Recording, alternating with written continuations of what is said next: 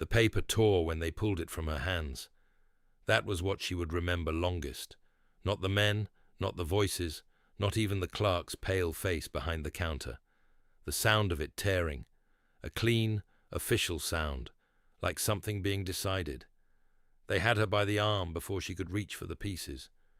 Two men she had never spoken to, wearing the kind of clothes that told you someone with money had sent them. The room smelled of oil lamp and wood rot, and the clerk was already looking at his ledger, his pen already moving, as if she was a line entry rather than a woman standing in front of him, watching her husband's name get written over with someone else's. She tried to speak. The grip tightened. The story behind that torn deed was older and darker than anyone in that county land office had been told. 3 weeks earlier, Josephine Calloway had ridden 40 miles in a borrowed saddle with the original deed folded inside her coat, convinced that the only thing standing between her and the ranch her husband had died on was a single morning at the county seat. She had been wrong about the morning. She had been wrong about quite a lot. The land office stood at the far end of Burden Creek's main street, wedged between a feed merchant and a telegraph station, close enough to both that news and freight could move through it efficiently. Josephine had arrived before the office opened, tied her horse at the rail, and sat on the step in her dark brown riding skirt, with the repaired seam at the left side, and waited. A woman sitting still on a courthouse step draws a certain kind of attention in a small town. She was used to it. 4 years of trying to run a cattle operation alone had cured her of embarrassment in most of its useful forms. When Ellison Greer unlocked the door at 8:30, he looked at her the way men in his position often did. Not with cruelty, not quite, but with the particular blankness of a man who has already sorted the room into categories and placed her in the least consequential one. He was a man of middling height and deliberate stillness, with dark, pomaded hair and a town suit that cost more than the office furnishings. He wore a brass-buttoned coat and a silver watch chain, and moved with the controlled economy of someone who measures every gesture for its effect. Josephine had stood, introduced herself, and laid the deed on the counter. Greer had looked at it, without touching it, for a long moment. "Mrs. Calloway," he said, and his voice carried a particular softness that she recognized immediately as the register men use when they have already made a decision and are simply waiting for the correct moment to deliver it. "There may be a complication." That word, complication, had sat in her chest like a stone since the moment she heard it. Her husband, Daniel Calloway, had died of a chest sickness 14 months prior. He had filed the deed on the Calloway homestead himself, paid the recording fee himself, and placed the copy in a tin box under the floorboard of the main house. Josephine had found it when she was sorting through his papers in the weeks after the burial, had read it twice, had replaced it with care. It bore his signature and the county recorder's stamp and the date of acquisition. It was, as far as she understood such things, legal and correct. What Greer showed her that morning was a different document. It bore her husband's name. It bore a date 6 weeks before his death, and it transferred the deed on the Calloway land to a man called Harlan Briggs, whose name she had never heard, in exchange for a debt settlement she had never known existed. The signature at the bottom was her husband's, or something close enough to it that she could not say with certainty that it was not. If you have made it this far into Josephine Calloway's story, hit subscribe, because what happens next is the part I have been waiting to tell you. She stood at that counter and felt something go still inside her. Greer was already explaining in his quiet, deliberate voice that the transfer had been recorded 3 weeks prior, that the property was no longer listed under the Calloway name, that she was welcome to consult an attorney if she wished to contest the filing, though he felt it only fair to mention that contests of this nature were expensive and seldom successful. She asked to see the filing record. He told her the record was not available for public review at this time. She asked when it would be. He told her that would depend. She picked up her copy of the deed from the counter. That was when the two men appeared from the back of the office. She had not heard them enter. They wore dark riding clothes and the flat, patient expressions of men hired specifically for moments like this one. The larger of the two put his hand on the deed before she could fold it. The other positioned himself between her and the door. Greer continued writing in his ledger. "You'll want to leave that here," the larger man said, "for safekeeping." The paper tore when they pulled it from her hands. She was outside in the street a minute later, with nothing but the pieces and the certain knowledge that someone had filed a forgery in the county record and intended to enforce it.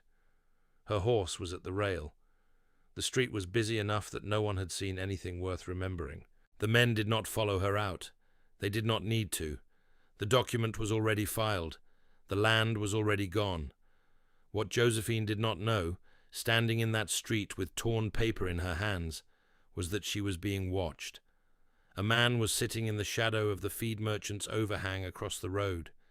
He was lean in a way that suggested long distances traveled without enough food, with near black hair and a streak of white above his left temple from an old head wound that had never been fully explained to anyone's satisfaction, including his own.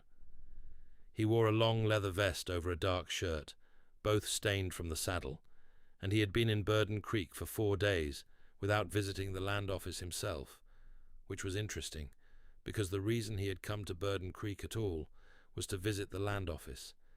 His name was Rafe. He did not offer the second part of that name to anyone in this town.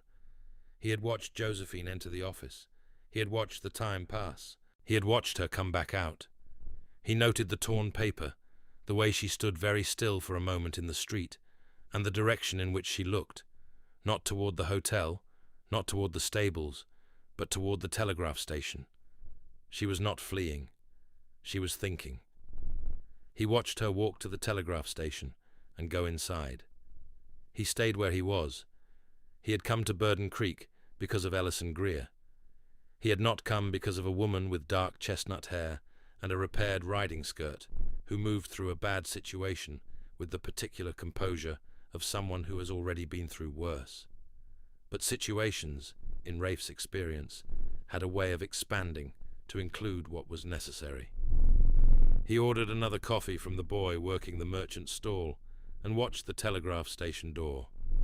Josephine sent 2 telegrams, one to a land attorney in the county seat, whose name she had been given by a neighbor 3 months ago when the first strange letter had arrived about the property, one to her brother-in-law in the next county, whose handwriting she could identify with certainty, and whose signature bore no resemblance whatsoever to the one on the document Greer had shown her. Then she walked out, untied her horse, and rode to the only hotel in Burden Creek. She had $11.40. The attorney would cost more than that to retain. The ride back to the homestead was 2 days. The men from the land office had her copy of the deed. She sat in the hotel room with her coat still on and laid the pieces of the torn document on the bed and fit them together like the world's most exhausting puzzle. The tear had gone through the center, missing the recorder's stamp by a 1/4 inch. Her husband's name was split across both halves. The date was intact on the right piece. The filing number was intact on the left. She had enough to show someone. The question was who. There was a knock at her door at 2:30. She opened it to find the man from the feed merchant's overhang. He was taller than he had looked across the street. He held his hat in his left hand and kept his right hand visible and away from his side, which she noted. "My name is Rafe," he said. "I've been watching Ellison Greer for 11 days. Whatever he showed you in there this morning, I've seen it happen 4 times before you. I have documentation. I thought you might want to talk." She looked at him for a moment. "Why would you share that with me?" she said. It was not quite a question. "Because you went to the telegraph station instead of the stable," he said. "Most people ride. You're planning something." She stepped back from the door. He came inside. What followed was not a comfortable conversation, but it was an honest one. Rafe had arrived in Burden Creek because he had been tracking a pattern of fraudulent deed transfers across 4 counties over 2 years. He was not a lawman. He said this plainly, and without apology. He had been once, and had left the profession under circumstances he described only as complicated, a word she recognized as doing the same work for him that complication had done for Greer that morning, which was to say it was covering something that would take longer to explain than he was currently prepared to offer. What he had was a ledger. He had purchased it from a disgraced land recorder in the next county for a sum of money that had left him with very little, and it contained 11 entries in Greer's handwriting, each corresponding to a property transfer that the legitimate owners had contested or attempted to contest before being persuaded to stop. 2 of those owners had simply left the territory. 1 had died in an accident that the inquest had found unremarkable. The others were scattered, poor, and without resources to pursue the matter further. Josephine read through the ledger at the small table by the window, while the afternoon light went flat and grey outside. Rafe sat on the single chair in the room and drank the water she had poured him, and did not speak while she read. She appreciated that. Most men in her experience filled silence with noise, whether or not the noise was useful. "Harlan Briggs," she said when she had finished. "His name appears 3 times. "He's the end buyer," Rafe said. "Greer records the transfers. Briggs acquires the properties at well below value and resells them within 6 months. They've been doing it long enough that the trail looks like normal land commerce if you don't follow it backward." "Who is Briggs?" "A man with money and a lawyer and no particular attachment to this county." "And Greer?" "A man with a position and a record he thinks is safe." She looked out the window at the empty street below. "My husband did not sign that document," she said. "No," Rafe said. "He did not. You're certain?" "The signature on the Calloway transfer uses a different pen pressure than the 2 before it, and Daniel Calloway's name appears in 3 genuine filings I've located in this county over the past 5 years. The pen strokes don't match. Greer had someone copy it.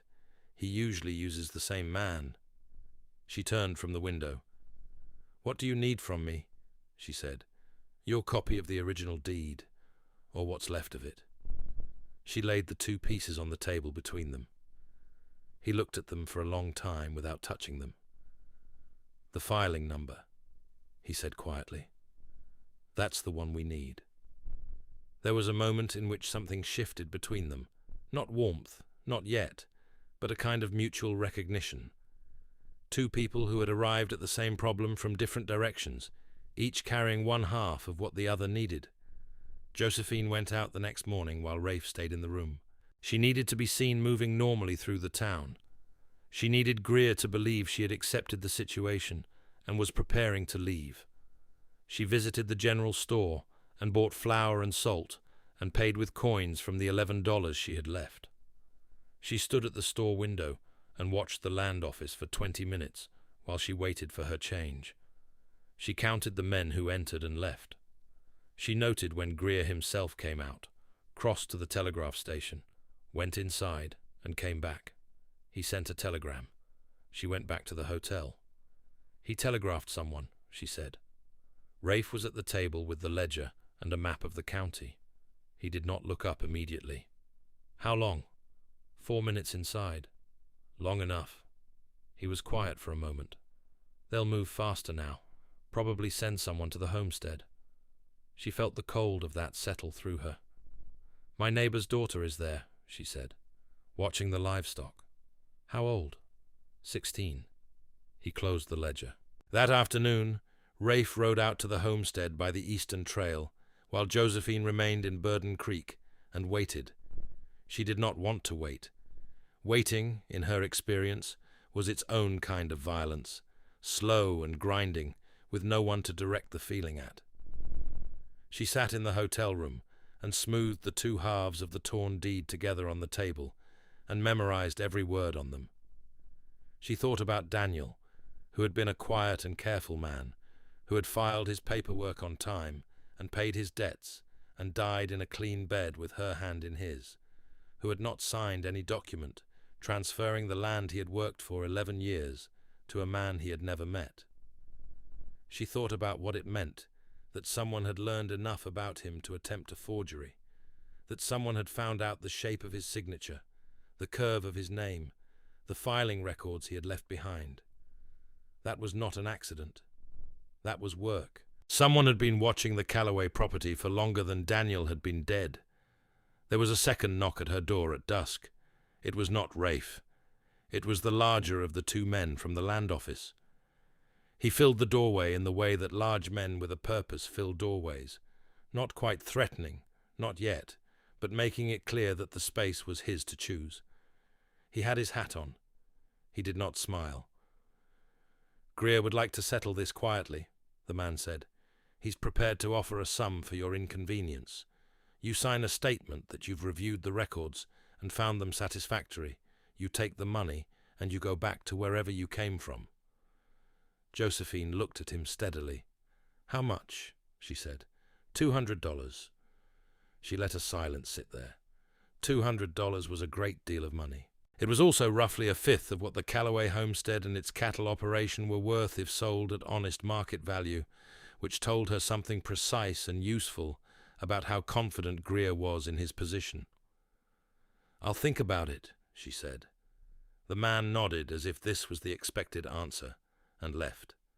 She bolted the door and went to the window and watched him cross the street and go back into the land office. Greer was in his office at this hour. She had not known that before. She took her coat and left by the back stairs. The county records office was a separate building from the land office, a smaller structure 2 streets behind it, closed to the public after 5 and before 8, attended during those hours by a single deputy.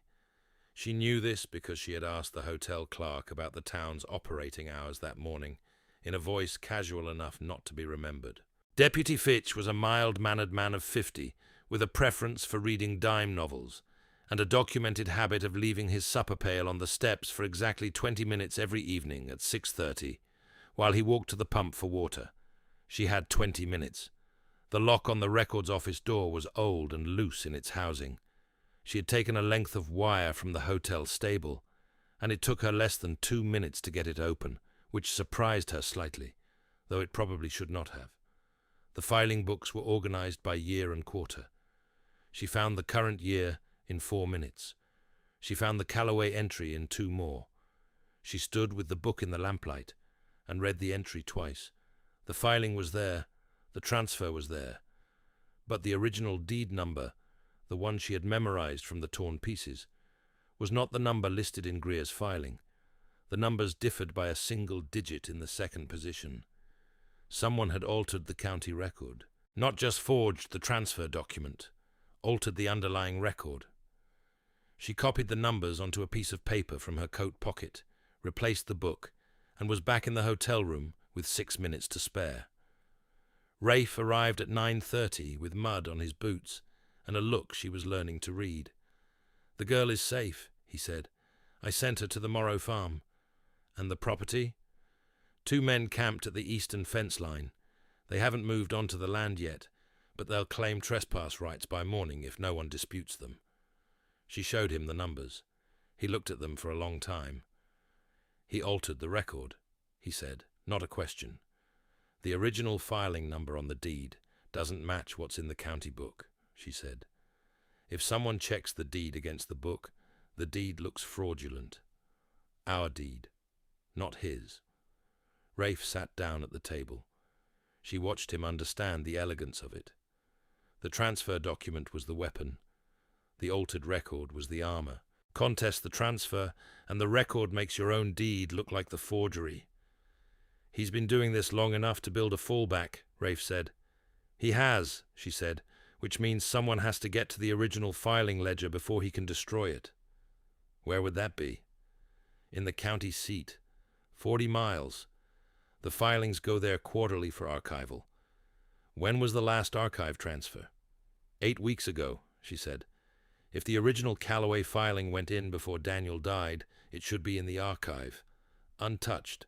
Greer can't alter what's already at the county seat." Rafe looked at her. "You want to ride to the county seat?" "I want to ride to the county seat tonight," she said.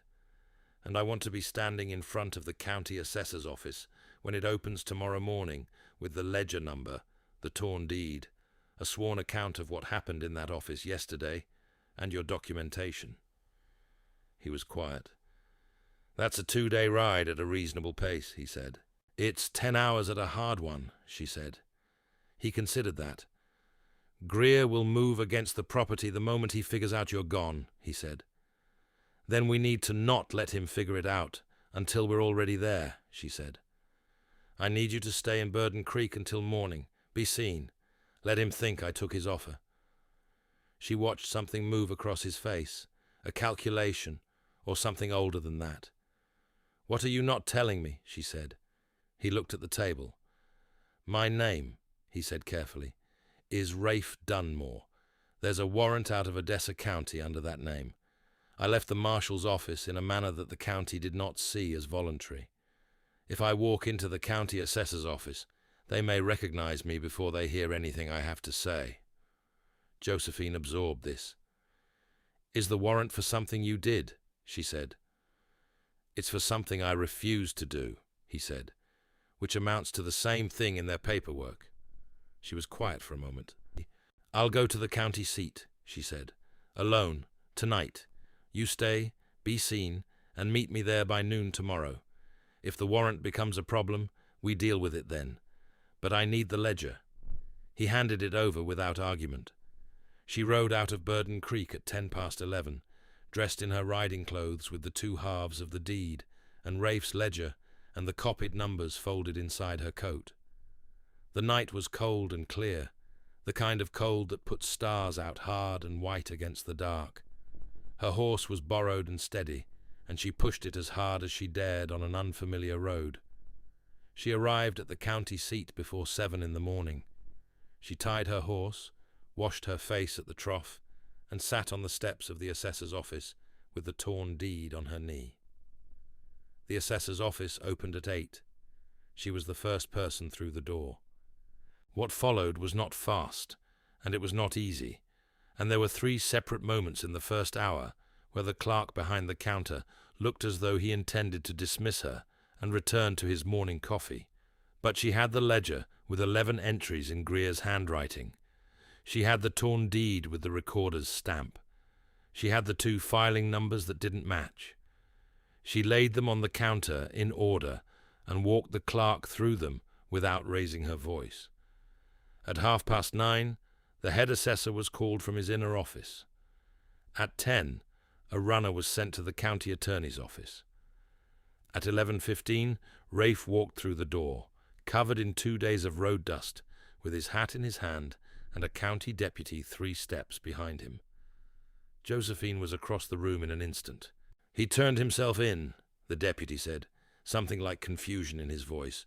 "Rode up to the county marshal's office an hour ago and said he had information relevant to a deed fraud case and a warrant he needed to settle." Rafe looked at her. His face was tired and road-worn, and did not apologize for either. "I needed them to hear me," he said.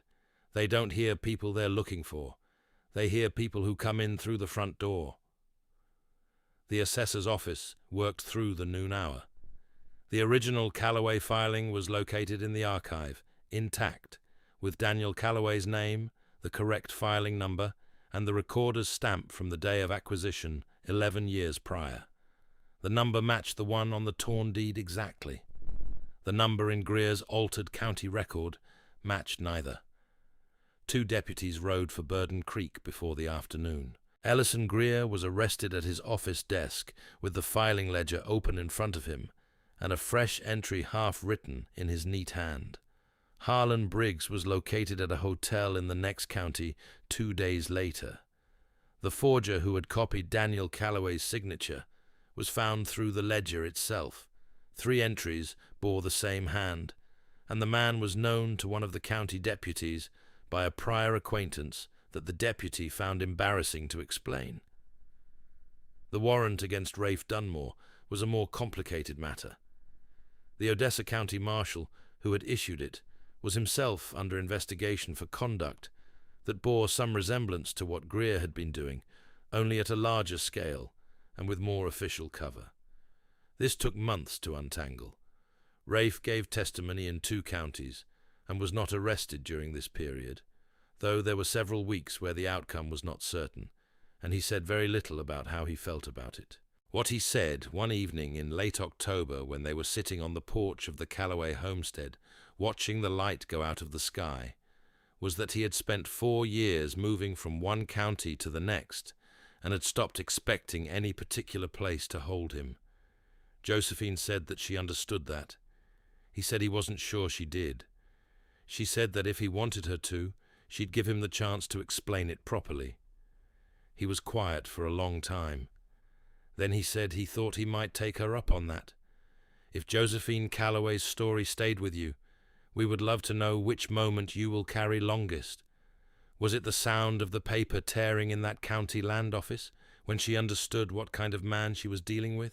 Or perhaps the moment she laid those filing numbers side by side and saw the exact shape of the trap Greer had built? And if you know someone who has ever been told that the thing they worked for and earned and grieved over was never really theirs, share this story with them. It might be exactly what they need to hear. Like this video if it moved you. Subscribe if you want more stories from the frontier, and leave a comment below. We read everyone. 2 sets of boot prints in the dust led toward the same door, and neither of them had been there the morning before.